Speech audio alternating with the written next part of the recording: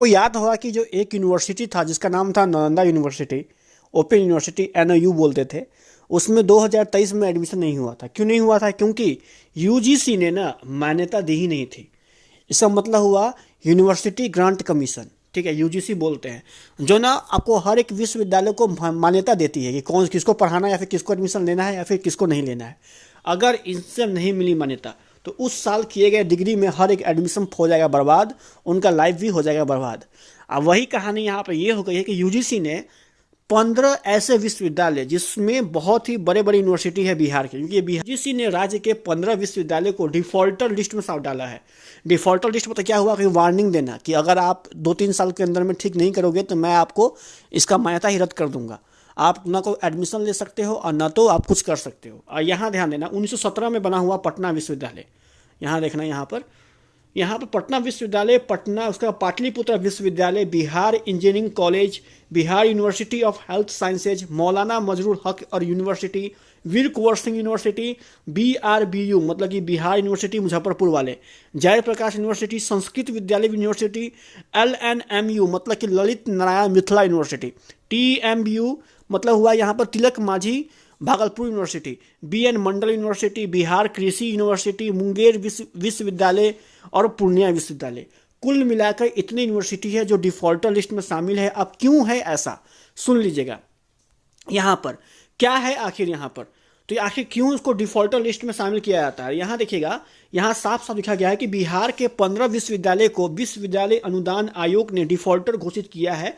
UGC regulation 2023 के मुताबिक ऐसे विश्वविद्यालय को मिलने वाला अनुदान रोका जाएगा। इतना ही नहीं, राष्ट्रीय उच्चतर शिक्षा अभियान समेत भारत सरकार से मिलने वाले तमाम तरह के अनुदान रुकने की आशंका है। 9 महीने बाद भी इन सब विश्वविद्यालयों में लोकपाल की नियुक्ति नहीं होने के कारण यूजीसी ने यह कदम उठाया है। लोकपाल की नियुक्ति शैक्षिक प्रक्रिया में भेदभाव तथा भ्रष्टाचार रोकने के लिए की जानी थी। केवल आर्यभट्ट नॉलेज यूनिवर्सिटी और मगध विश्वविद्यालय डिफॉल्टर लिस्ट से बाहर है। और यूजीसी ने 5 दिसंबर को विश्वविद्यालय के कुलपति को पत्र भेजकर लोकपाल की नियुक्ति की हिदायत दी थी। इसके लिए 31 दिसंबर 2023 का अंतिम समय सीमा था।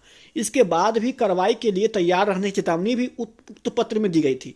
यूजीसी ने 11 अप्रैल 2023 को ही विश्वविद्यालय के लिए छात्रों की शिकायत निवारण का रेगुलेशन जारी किया था, लेकिन ऐसा कुछ नहीं हो पाया। कहने का अर्थ यहाँ पर सिंपल से ये है कि लोकपाल हर एक यूनिवर्सिटी में होना चाहिए, ताकि कितना पैसा आया, कितना पैसा यूनिवर्सिटी ने खर्च किया। अब यहाँ के लोगों की क्या आदत है कि हिसाब नहीं देने का, जिस कारण से इतनी बड़ी परेशानी यहाँ पर सामना करनी पड़ रही है। रेगुलेशन के तहत में यहाँ पर छात्रों से होने वाले भेदभाव के लिए भी लोकपाल समिति बैठती है।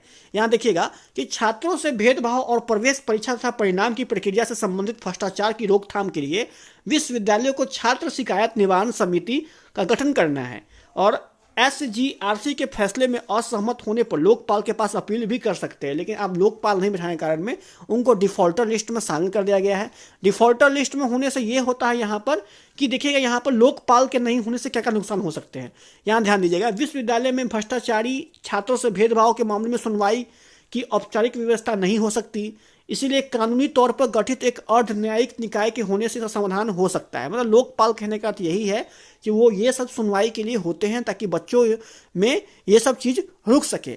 ऐसे मामले की सुनवाई कैसे हो सकती है? अयोग्य छात्रों को प्रवेश देना, योग्यता होने पर भी किसी छात्र को प्रवेश देने से इनकार करना, सीटों के आरक्षण के कानून का पालन नहीं करना, SC ST OBC महिला अल्पसंख्यक अर्थात दिव्यांग छात्रों से भेदभाव करना, परीक्षा परिणाम अनुचित तरीके से अपनाना।